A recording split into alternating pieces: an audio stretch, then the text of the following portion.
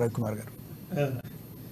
Okay, ఆయన మాట్లాడినంతసేపు నేను విన్నాను కాబట్టి పద్ధతిని పాటిద్దాం. మేము మాట్లాడినప్పుడు కూడా వారు కూడా సావధానంగా వింటారని చెప్పి ఆయన చాలా బ్రహ్మాండమైన చట్టం మేము తీసుకొచ్చామని చెప్పి చెప్తున్నారు కదా. మోడీ గారు వచ్చి 10 ఏళ్ళు అయింది. ఈ 10 ఏళ్ల కాలంలో ఈ చట్టాన్ని తీసుకురాకుండా రేపు కానీ ఈరోజు కానీ ఎల్లుండి కానీ ఎన్నికల షెడ్యూల్ విడుదలవుతున్నటువంటి ముందు దీన్ని ఇప్పటికిప్పుడు నోటిఫికేషన్ రూపంలో తీసుకురావాల్సినటువంటి అవసరం ఏముంది? Number 1 point. ఒకటి. రెండవది ఏంటంటే 370 సీట్లు మాకు వస్తాయి, 400 వస్తాయి అని మీరు చెప్తున్నారు. మరి అలాంటప్పుడు రేపు గవర్నమెంట్ మేమే తీసుకొస్తాము, మాకు అంతులేని మెజారిటీ వస్తుంది, సింగిల్ మెజారిటీ మాకే వస్తుంది అన్నంత ధైర్యం మీకుంటే కేవలం 2 నెలల్లోనే ఎన్నికలు అయిపోతాయి, 3వ నెలలో గవర్నమెంట్ ఫామ్ అవుతుంది. అప్పుడు దీన్ని బాజాప్తుగా అప్పుడు తీసుకురావచ్చు కదా. అంటే 10 ఏళ్ల కాలం పాటు తీసుకురాలేదు. ఇప్పుడు మాత్రం ఒక ఎన్నికల కంటే 1 నెల ముందు తీసుకొచ్చారు. ఇది చాలా బ్రహ్మాండం అని చెప్పేసి చెప్తున్నారు. భారతదేశానికి అభివృద్ధి అని చెప్తున్నారు. దీంట్లో మత ప్రస్తావన లేదని చెప్తున్నారు. మత ప్రస్తావన లేకుండా ఎక్కడుంది? వాళ్ళు ఏమంటున్నారు? దేశాల ప్రస్తావన కూడా. ఇప్పుడు హిందువులకు లాభం అంటున్నారు. మరి శ్రీలంకలో వివక్షకి గురవుతున్నటువంటి హిందువులని కూడా తీసుకొచ్చి వాళ్ళకి కూడా మేము పౌరసత్వం ఇస్తాము అనే మాట ఇందులో ఎందుకు రాయలేదు? శ్రీలంకలో ఉన్న హిందువులు ఏమి పాపం చేసుకున్నారు? అక్కడ సింహళీయుల యొక్క ఆధిపత్యమనో తమిళులు ఊచకోతకు గురి కావటము, ఇబ్బందులు పడటం అనేటువంటిది అక్కడ కూడా జరుగుతున్నటువంటి పరిస్థితి. అంటే దక్షిణాది వాళ్ళకి సంబంధించినటువంటి అంశాలు, అది తమిళనాడు, ఆంధ్రప్రదేశ్, ఈ ప్రాంతాలకు సంబంధించినటువంటి లింక్ ఉన్నటువంటి అంశాలు, ఆ రకమైనటువంటి బాధితులు ఎవరైనా ఉంటేనేమో వాళ్ళేం పనికిరారా? మరి శ్రీలంకలో ఉన్నటువంటి హిందువులు కారా అనేది ఒక పాయింట్. రెండోది ఏమంటున్నారు? మరి మయన్మార్ ఉంది, మయన్మార్లో కూడా హిందువులు ఉన్నారు. అక్కడ ఏమన్నా మతహింస జరిగితే, వివక్ష జరిగితే మరి వాళ్ళకి ఇవ్వాలి కదా సిటిజన్షిప్, వాళ్ళకి ఇస్తామని ఎందుకు చెప్పడం లేదు?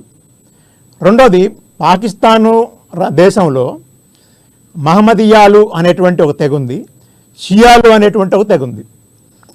ఒకప్పుడు పాకిస్తాన్ అనేది భారతదేశంలో భాగమే కదా. మరి వాళ్ళల్లో అక్కడ ఉన్నటువంటి వాళ్ళు కూడా హింసకు గురవుతున్నారు, వివక్షకు గురవుతున్నారు.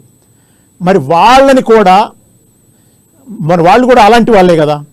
మత ప్రస్తావన లేదు అని చెప్తున్నారు. ఓకే, మత ప్రస్తావన లేదు. మరి ఇప్పుడు నేను చెప్తున్నటువంటి అంశాలన్నిటికీ సంబంధించి సమాధానం ఉండాలి కదా వాళ్ళ దగ్గర. ఎందుకు వాళ్ళ పట్ల ఎందుకు వివక్ష చూపిస్తున్నారని అడుగుతున్నాం. అదే సందర్భంగా భారత రాజ్యాంగం అనేది ఏ మతానికి కూడా సంబంధం లేకుండా ఒక సెక్యులర్ స్టేట్ అని చెప్పేసి భారతదేశం యొక్క రాజ్యాంగం యొక్క మౌలిక స్వభావంలోనే అది ఉంది. మనమే కాదు, ప్రపంచంలో ఉన్నటువంటి అనేక రకాలైనటువంటి సూపర్ పవర్ కంట్రీస్ అన్నీ కూడా సెక్యులర్ కంట్రీస్గానే ఉన్నాయి. సరే, వాటి గురించి మనం తర్వాత వద్దాం. ప్రజలందరూ అభివృద్ధికి ఉపయోగం అంటున్నారు. ప్రజలందరూ అభివృద్ధికి ఉపయోగం అంటున్నారు. ప్రజలందరూ అంటే ఎవరు? ప్రజలందరికీ ఉపయోగం జరగాలంటే ఈ దేశంలో ఉన్నటువంటి హిందువులు 80% మంది ఉన్నారు. ఈ దేశంలో ఉండేటువంటి రైతాంగం కనీస మద్దతు ధర చట్టం కావాలని చెప్పి అడుగుతున్నారు. ఆ చట్టం వస్తే ఈ దేశంలో ఉన్నటువంటి 80-90% మందిగా ఉన్నటువంటి రైతాంగం అందులో హిందూ రైతులు లబ్ధి పొందుతారు. అలాంటి దాన్ని మీరు ఎందుకు తీసుకురావటం లేదు? అదేవిధంగా ఈరోజే ఎందుకు తీసుకొచ్చారంటే ఆయన దానికి సమాధానం చెప్పలేదు. కానీ ఈరోజే ఎందుకు తీసుకొచ్చారంటే ఈరోజు భారత ఎకానమీ గురించి గనక చర్చ జరిగితే ఇవాళ బీజేపీ వాళ్ళ దగ్గర సమాధానం లేకపోవటం వల్ల 2 కోట్ల ఉద్యోగాలు ప్రతి సంవత్సరం ఇస్తామన్నారు.